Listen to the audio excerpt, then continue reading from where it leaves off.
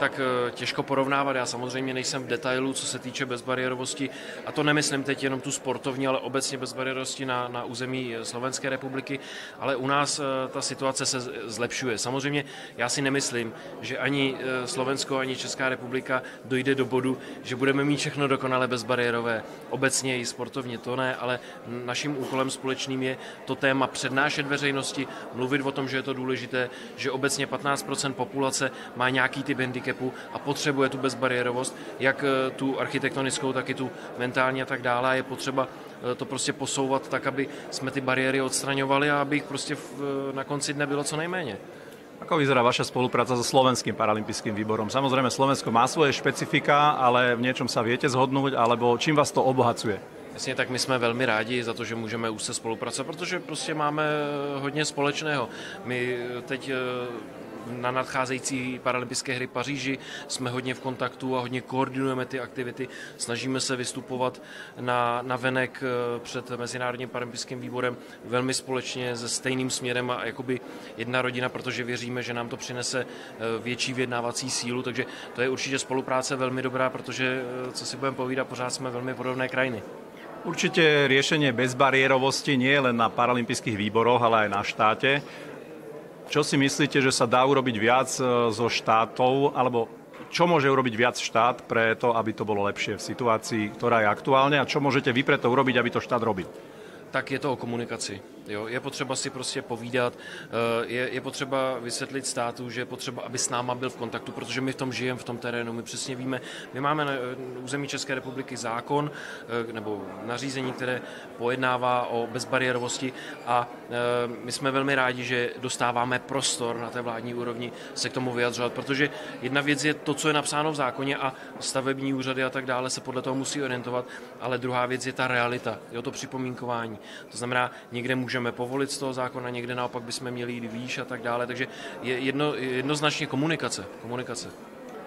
Jedna vec je tá bezbariérovosť, ale samozrejme tých problémov pre zdravotne znevýhodnených občanov je naozaj veľa, aj športovcov. Čo vy považujete ešte okrem tej bariérovosti za ďalšie tie problémy? A tak já nejsem od základu negativní člověk, já se snažím všechno vidět pozitivně a posouvat motivačně a pozitivně, ale jednoznačně financování, že samozřejmě financování, stabilizace financování, rychlost vyplácení financování a tak dále, více zdrojové financování, skládání toho rozpočtu, nebýt zcela závislý jenom na státu a tak dále, protože přece jenom stát řídí politici a musíme se řídit podle nějakého politického rozhodnutí a pokud se politikové rozhodnou, ano, chceme podporovat toto odvětví a tak dále, tak je to pořád. Pojďme se o tom bavit, my za to budeme obecně rádi a pak vstoupíme do dalšího kroku vyjednávání a to je třeba stabilita toho financování, víceleté financování, dodání jistoty a tak dále. No a v neposlední řadě rychlost těch výplat, protože my na území České republiky hodně bojujeme s tím, že třeba výplaty na ty konkrétní roky dostáváme třeba až v druhé polovině roku, což je velmi limitující pro tu první polovinu roku, obzvlášť třeba u sezónních sportů a tak dále. Takže těmito problémy se zabýváme. Na druhou stranu musím říct, že si plně uvědomujeme, že nemůžeme být ze 100% závislí na státu, my musíme být aktivní a to se zase vrátím k té komunikaci a k tomu být viděn. My musíme tu naší značku přednášet veřejnosti a říkat, pojďte se s náma bavit, je to zajímavé téma, pojďte nás podpořit, bude to oboustranně výhodná spolupráce a my díky tomu si pak ten rozpočet můžeme poskládat z více zdrojů. Hovoríte, že ste skôr takým pozitívnym typom človeka, takže je tá pozitivita u vás aj pri vyjednávaní o tieto financie alebo prípadne o nejakú podporu? Majú českí politici alebo podnikatelia pochopenie, pretože potrebujete častokrát aj dvojnásobne viac peňazí, lebo potrebujete asistentov a tak ďalej?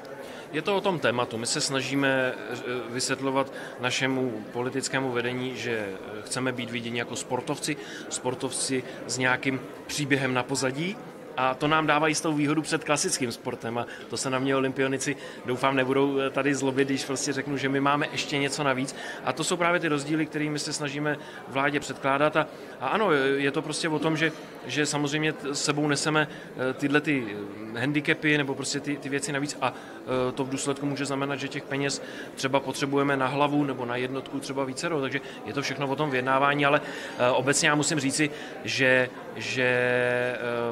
politická situace v České republice jasně hovoří o tom, že nás podporovat chtějí, jo, že je to téma, které je zajímá, neméně důležité téma obecně sport, protože všichni dobře víme, že vlastně čím víc peněz investujeme do sportu, v našem případě parasportu, tak to vlastně může znamenat, že tím více peněz ušetříme třeba ve zdravotnictví, protože se nám budou hýbat děti.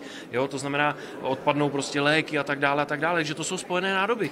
A já jsem velmi rád, že se nám daří ty diskuze vést a samozřejmě ale na konci dne vždycky budu bojovat za to, aby do sportu teklo co nejvíc peněz.